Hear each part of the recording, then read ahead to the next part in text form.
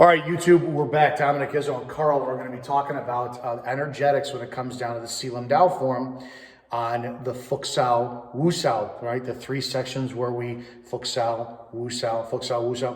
I want you to think about something for a second. I've got pool cues to illustrate my point. The energetics of the first form are so unbelievably dynamic and important, okay? As Carl's doing this movement, a couple different things. You back up a little bit because we're out of frame here. We don't have a camera person today. You got the lower and the upper body, right? Triangles are everywhere in Wing Chun. So Carl's feet at the base form a triangle. You can turn that to face the camera. Right? We got a triangle here from the base, right? And we got another triangle here. The two lines meet and they form at the shoulders. And then everything going forward as well, too. When it comes down to this, you have to think angles are infinite.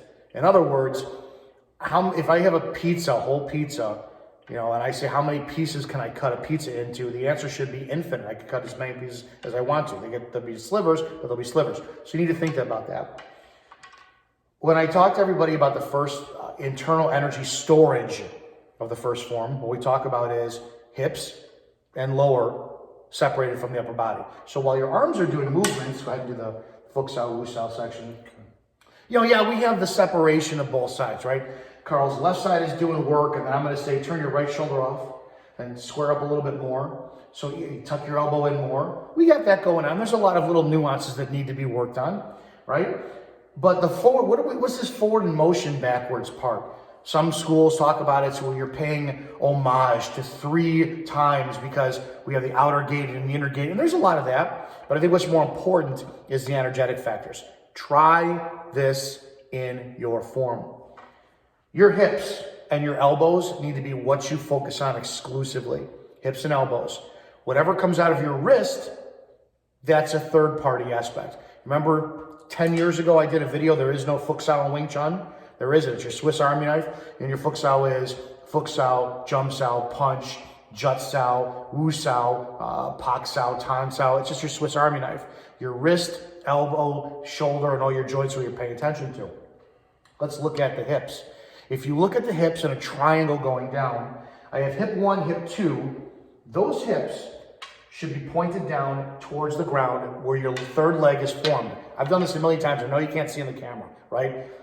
If you look at telephone poles, some telephone poles have that giant cable pulling it down to the ground for support. Same thing. Whenever I'm in this position, I am thinking, see how you're coming up on your stance? Tuck your hips forward, and then he's going to continue energies from this point and this point, down and forward to form a third leg like a tripod. That's what you should be doing with your lower half all the time when you're doing Selam Dao. That's the lower half. But what are we doing with the upper half? Opposite hip for forward energy, same side hip for returning energy. Carl's going to reset in a second. Now, this is why I think you should go slow in this section. Fuk Sao. Go back to Fuk Sao. As the Fuk Sao pulls forward, it's going to be a forward motion, right? So you have now, remember, I said you've got a left hip energy going forward to form that tripod, but also a left hip energy has to start to come up underneath here and start feeding that elbow forward. As it goes forward, let's reset. More importantly, the right side to engage, because you cannot leave one side off. As it starts feeding forward, that right side comes up underneath and starts supporting the elbow going forward. This engages your right side, so your intent now has to be, well, my right hip is dug down into the ground, and my right hip is also dug down underneath here. That's the first two, right? I said hip and elbow, but my right hip also is going into a wrist. So now I have 1 and 2 points being fed from a right wrist going forward. More emphasis on forwarding energy needs to be by the opposite hip. Supporting role for relaxation, wrist and elbow, needs to be done by this side. It's not as engaged, it's supportive. Now, as he returns, I used the drywall analogy a couple months ago. where if you have a big sheet of drywall coming in, you're not gonna let it break, you're just bringing it in slowly. How do we do that? As it comes in, well, this side is pulling. Now here's your cable, right? Your big cable is pulling the elbow back. You need to think this hip is pulling this elbow. Wow, this hip, remember I said energy going forward as you come backwards? Well, how do we do that? This is how we do it. As this is coming forward, right? The left hip is pulling the elbow back. The right hip is still softly pushing forward to prevent from collapsing. Prevent from collapsing. I know this is so frustrating and this is like, what the hell are you talking about? To break it down simpler, as you go forward, opposite hip does more emphasis to support the elbow. As you come backwards, same side hip is pulling it in. Opposite side hip is supporting elbow and wrist to prevent from collapsing.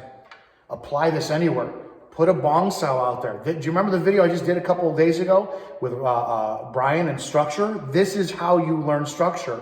Because as you're putting that out there and you bring energy back in, I'm going to give you pressure, but don't let me collapse it. So now all of a sudden you've got to recruit, your elbow is going to be pulled back and your right hand or your right hip has to support your left wrist. And go forward, focus out.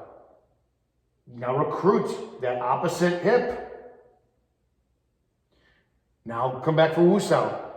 Now to make things a little bit more forceful as they draw back, so I can collapse and point your fingers forward.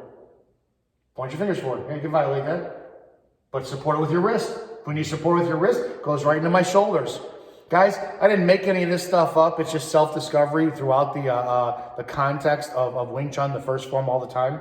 But your hips, you have to be doing the first form with elbows and hips. Whatever comes out of your wrist, that's your weapon, but it has to be supported by 1 and 2. And think down and forward, and then anywhere. Wing Chun's not anti-grappling. Yes, it is. Because this hip energy, because all sports start in the hips, has to cover what's over the top of your head and down to your ground. So how many angles is that? Infinite. So forward, opposite hip. Energy coming back, same side hip does the work, opposite hip supports it going forward. Hope that makes sense. See you in the next video.